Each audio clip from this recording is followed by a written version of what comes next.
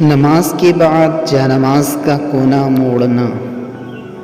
سوال یعنی بعض حضرات کا اعتقاد ہے کہ نماز پڑھ کر مصلی کا ایک کونا لپیٹ دیتے ہیں تاکہ شیطان اس پر نماز نہ پڑھے، اس کی کیا حقیقت ہے؟ نیز کیا شیطان عیدین کے دن روزہ رکھتا ہے؟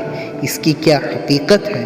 جواب: مذکورہ رواج کی کوئی اصل شرعاً نہیں ہے، اور یہ اعتقاد بھی غلط ہے کہ جیسا کہ مشہور ہے کہ عید اور بقرعید کے دن شیطان روزہ رکھتا ہے، اس کی بھی کوئی اصل نہیں ہے، غلط مشہور ہے فقط۔